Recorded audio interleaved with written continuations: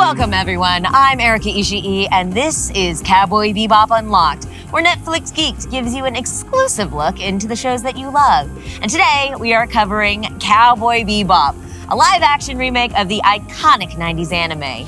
Coming up, we have an exclusive conversation with the cast and showrunner, introduce you to the actor who plays Ed, Eden Perkins, and even I'm bloopers. And of course, there really is only one way to kick this off.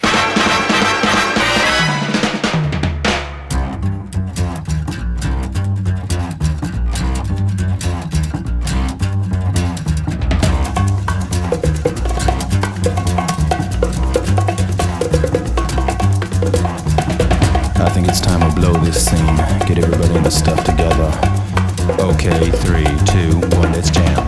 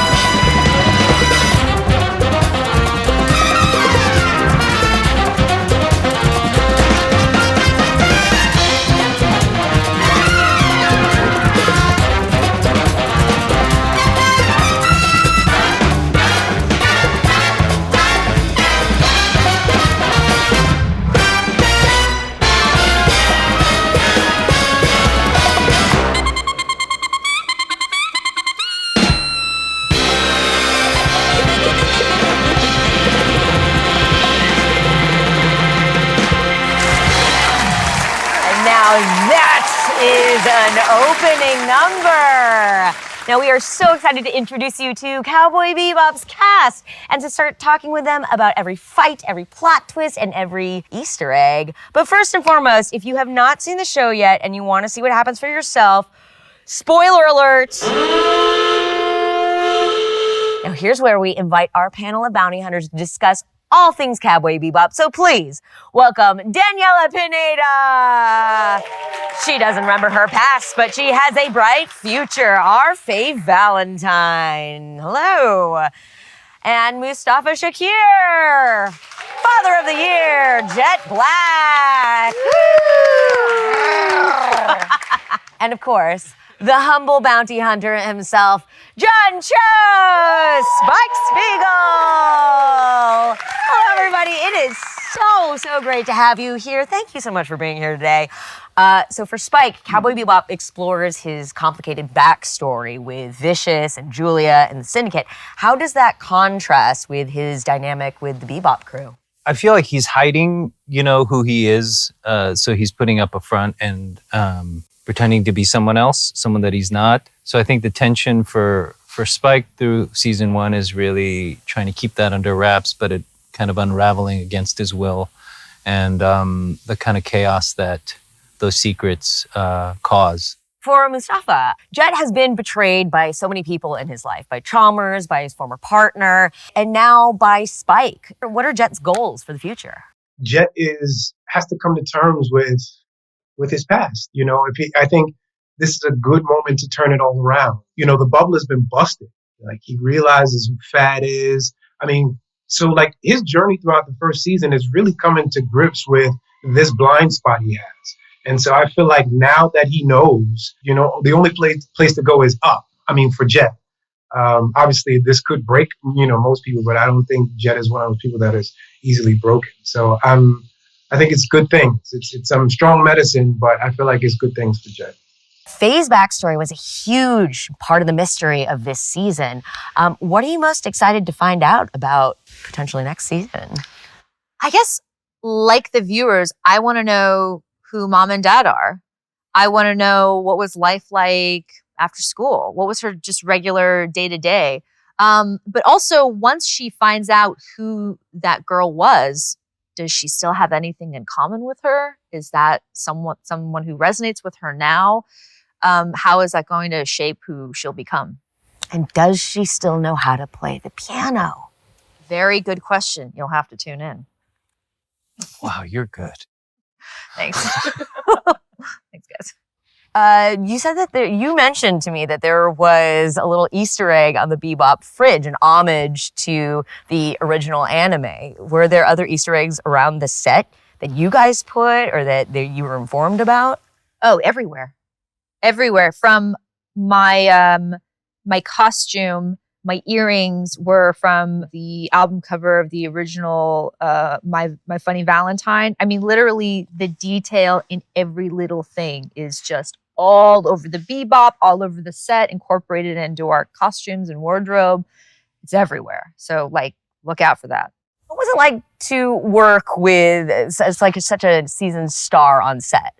You're talking about Ein the About dog. Ein, Yes. the dog. Well, actually, funny enough, Ein, whose real name is, was between Henry and Charlie. There were two corgis. But both their first job. Really? So it was their first gig. Gosh. And I'd say that was apparent. I don't know. They had a lot of swag. They rode in a limo from the trailer to the set. Yeah. And So you weren't, there was a that's like contract was 50 you're not allowed to yards. look directly into the eyes. right, of the right. dog. and The all dog. sorts of writers. You couldn't under look at contracts. their butt either. That- Yeah. Yeah, that was pretty tough. To the other eye. Trailer. White candles in the trailer, only green M&Ms. I mean, super picky. New young actors always seem to be housebroken, really, Tell me honestly. about it. There's a few days where Ein wouldn't come out of his kennel. That was a problem. It's very This is good. this is comedy gold, everyone. hope you're appreciating it. This is if you can believe it, this is improvised. We didn't even script this out. It's so Incredible. good. That is the magic of jazz, my friend. That's called jazz. That's right. That's called jazz. We actually have some footage of your wayward co-star here. Let's take a look.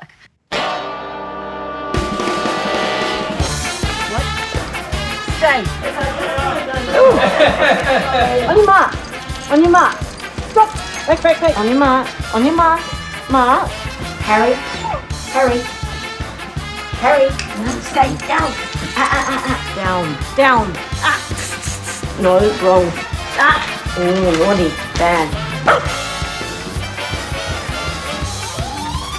Yeah. No. Wait. You alright? Great. I'm fine. I just have dog hair in my mouth.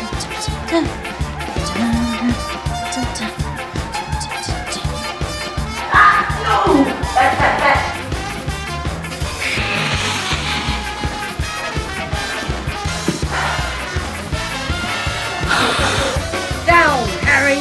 No.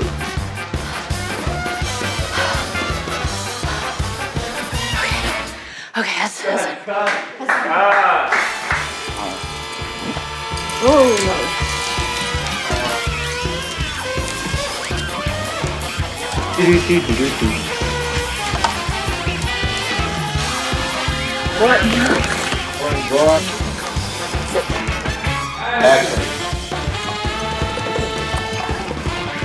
Oi! Oi!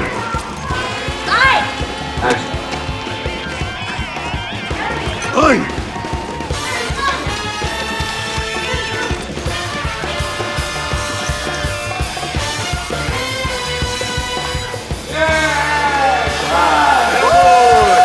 I'm up.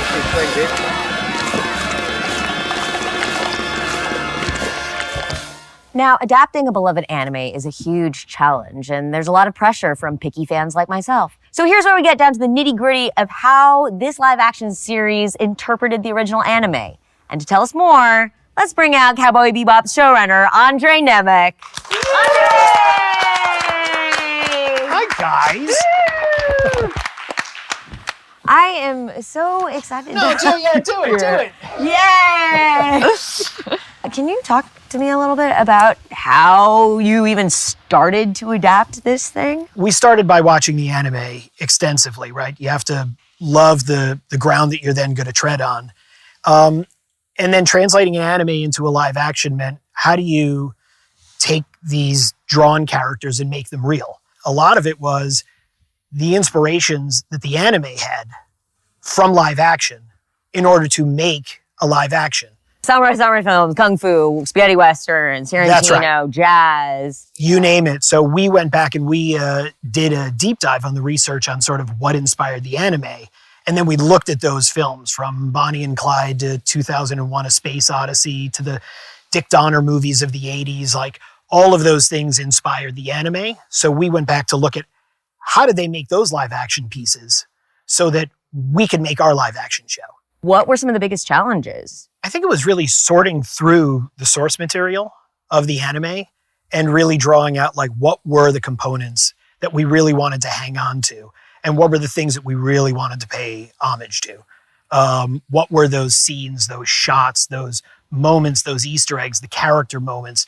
That was a part of the big challenge. And then the other challenge was really getting under the skin of the characters for a more drawn out story than sort of the poetry or the raw poetry that the anime tends to have. Right. So, because in the scene in the original where Spike is falling through the window, there's like little flashes of the flashbacks, and you drew those out into the full episode where we get the whole story. That's right.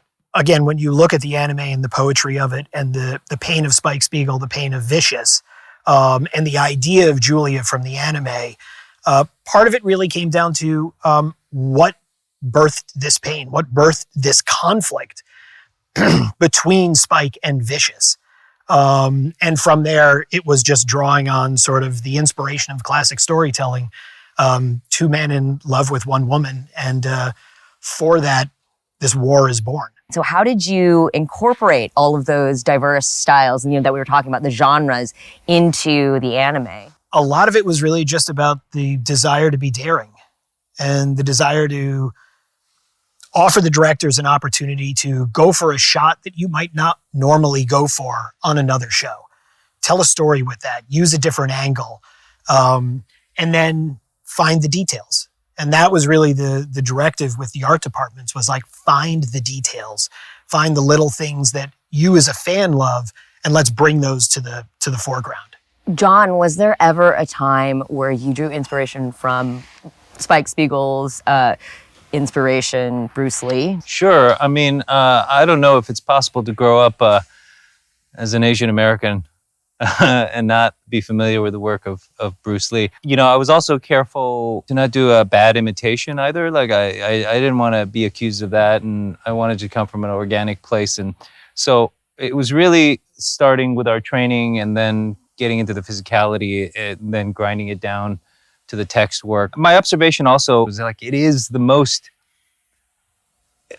expensive work of fan fiction ever. Like, we have these glimpses from the anime of a suggested past, and it was just, he just went nuts and said, well, maybe it's this. And we went out and filmed that, which is bananas. Everybody is always so precious about all of these things, whether it is Spike or Bruce Lee, and you created something that was very much your own. Oh, thanks. And that was, I really appreciate Well, that. I did like the kind of mishmash of influences, and even with Bruce Lee, I felt like he was taking a lot of things from Western cinema as well and incorporating it into his film. So Bebop is all about absorbing all the stuff that's meaningful to you and expressing it. So I hope that's what people see. Daniela, for Faye, she's a scrappy, she's not a lady. You took that to a whole other level. Where were your inspirations? Well, again, it was always the source material, and it was always about finding moments. And one that always really sticks out to me was she's eating food and she's stuffing her face, and then that's that moment to me is so very, very Faye, just messy and scrappy and always very in the moment. I think her more serious moments come from just feeling very lost and, wanting to know who she is, wanting to know her origin. But I think it's when she's in motion and when she's trying to get from A to B. I just wanted that to be as bright and as fun as possible. It's incredible the way that you straddle that line. Yeah, I always say Faye is someone who, if you're driving a fast car, someone just pushed her out and expected her to just start running. And so that's kind of where I wanted to be in my energy. So, of course, we have to talk about the Ballad of the Fallen Angels moment. So let's bring out the devil himself, Vicious, played by the brilliant Alex Hassel. Hey! This feels very vicious. Where of it Alex likes to be. Slightly shut out. Why are from you the rest of the looming group. behind us? He's at the kids' table.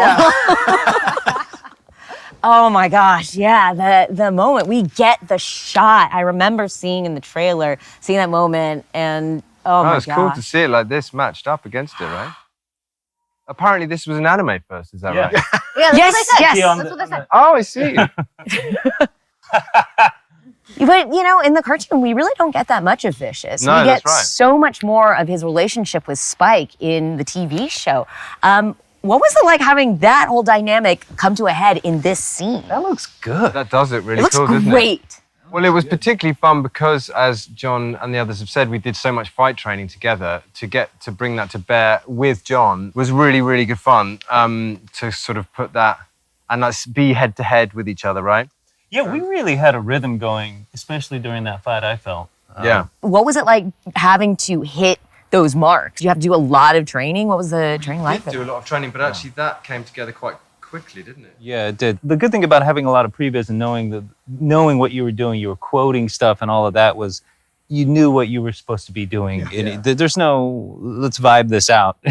We're, someone's sitting there with an iPad and going, okay, this is the shot we're doing. We wanted to be in some frame buys that were one-to-ones with the anime, where we really were just like lens it, frame it, light it, moving it like the anime. This is our moment to really pay tribute. So, Andre, please talk us through a little bit about recreating this. Really, we keep saying the word iconic, but it's recognizable. Iconic. It's so iconic. Can you talk me through a little bit of this? It did feel like that the end of season 1 wanted to find its apex in borrowing from this episode. That was important because it felt like in building a true showdown, we needed to put them in the cathedral. And it became a real question of like how, where. We were in New Zealand. There are no Gothic cathedrals in New Zealand. There are a lot of modern churches in New Zealand, but we needed a true Gothic cathedral to recreate this.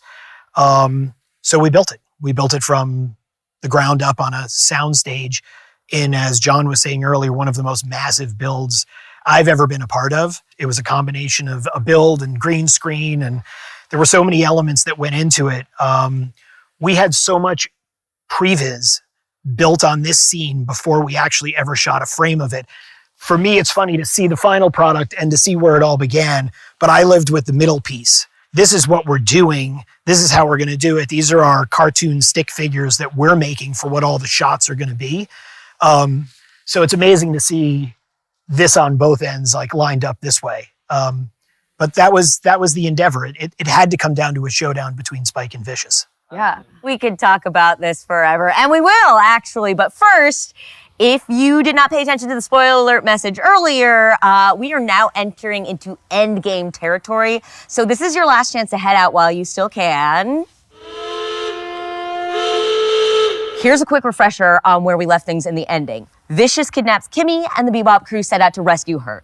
Spike and Vicious have an intense final showdown in the cathedral. Julia arrives, shoots Vicious and Spike, and decides to take over the syndicate herself.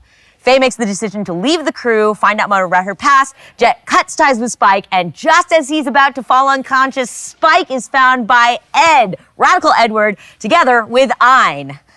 All right, well, I don't think anybody saw that ending coming. I certainly didn't. But we cannot discuss it without the essential role of Julia, played by the wonderful Elena Satine. Welcome, Elena. Hi.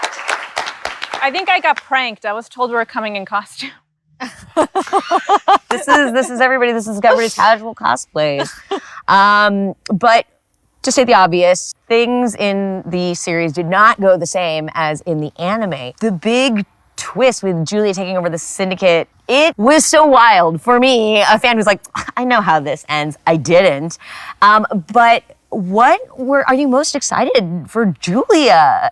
It was just so much fun to unpack the character because in the anime, I'm a huge fan of the anime. I have been for over a decade. But, in the anime, her story is told largely off screen. So to be able to take her on this journey from this, terrified, caged bird to a woman who finds her strength and then, uses her savvy to navigate into this, badass position of power. It was like really satisfying to do. For John, what was Spike thinking being shot by this woman he loved, by the dream that he was chasing this entire time? What was happening when he was being shot by Julia was he was thinking, this is a bummer. No, I guess Julia is his reason for living and for existing, and now that's been severed. And I don't know what season 2 is going to bring for him because this is an extraordinarily low point for him. I mean, he's gone through a lot, but there's always been a reason to get up. And I don't know that he has that reason to get up right now. By the end of the season, the Bebop crew is broken up entirely, which is so heartbreaking, especially since just before that, we got the scene with Faye's birthday. So where is Faye going for now? Like, what can you tell us about that? If you look at where she found that poster, and then she was on her computer using the futuristic GPS technology to verify and pinpoint where that was. Enhance. Yeah, I think that's where it's headed. So Andre, there were a lot of clues in the last episode about things that could be blueprints for season 2. One of the big ones being the introduction of Edward Wong Hao Pipilo Turovsky IV. Yes, all we wanted was for Ed to make an appearance on Cowboy Bebop. Ed doesn't show up until the 9th episode of the anime. So it wasn't like Ed is a core member of the Bebop crew from Gate in the anime. And it was important to spend enough time with these characters in order to really understand them and get traction. And as much as Faye Valentine is a disruptor, which she is, Ed is a massive disruptor. And there needed to be some stability amongst who these people were before we could introduce this other sort of wild and crazy component into the show. And, that radical Ed is always something wild and kooky and getting the gang into trouble, so. Before we go, though, I do want to say that Ed name dropped the Butterfly Man, Vincent Villaju, in the last episode, who is, as fans know, the villain from Knocking on Heaven's Door, the Cowboy Bebop movie. You gotta give me a little something here, Andre. I think I'm getting a call from the Netflix folks about... No, look, we, as I said, Ed will get our gang into a lot of trouble, as she's known to do. So they just might be up against some pretty terrifying people in season 2.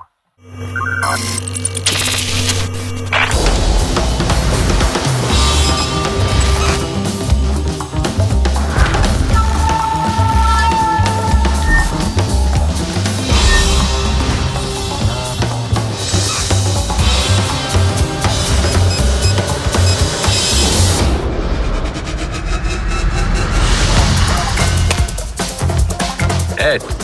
Haven't heard that name in a while. Anyone got eyes on Ed? Have you seen Ed? Where's Ed, bro?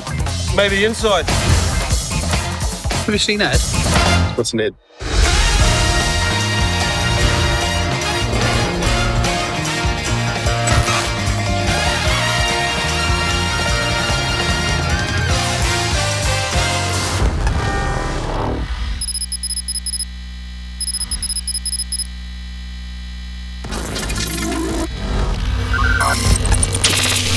Hello, I am Eden Perkins, and I play Edward Wonghao Pipilu Tavruski IV on Cowboy Bebop.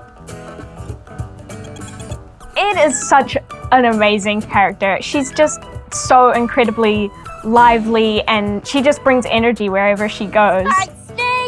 Looking at all the scenes from the anime of Ed, she's just so cool. She's an amazing character, and I really relate to her actually, and it was just so incredibly exciting being cast as her.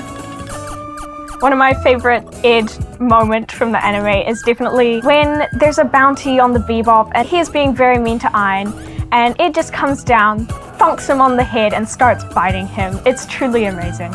Getting into costume for the first time, it's so cool. I love her costume so much. It's very free and movable, I suppose, which suits Ed very much. And the wig is so cool. It's so spiky, and I desperately want to touch it, but I don't, because otherwise it will mess it up. But it's such a cool costume. When I finally got to actually be on set, it was incredible. It was just one night of shooting. It was incredible. The sets are so cool, and at night it's like a completely different atmosphere. It was very cold, but it was amazing, and everyone is so very lovely. And I got to act with John Cho, which was very cool. It was such an amazing experience. I'm so excited about people getting to know Ed. She's just such a cool character, and even though there's only one scene, she packs a punch of personality, and I think it's so cool, and I'm very excited for people to get to know Ed in the future and see what she's like. So there you have it, the first interview with Eden Perkins, who plays Radical Edward in Cowboy Bebop. Thank you all so much for joining us, and we're going to see you in December for the next episode of Unlocked, where we're going to dive into The Witcher Season 2. But until then, see ya, Space Cowboys. Oh, wait, we have to wrap this thing up in the proper way.「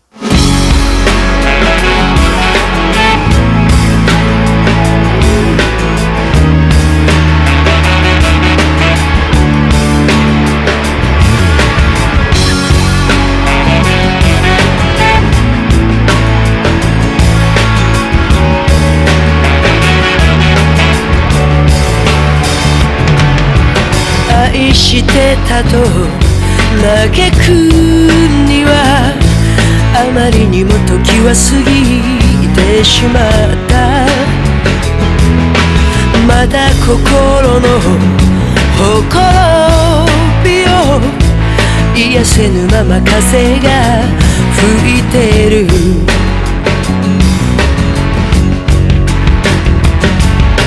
「一つの目で明日を見て」「一つの目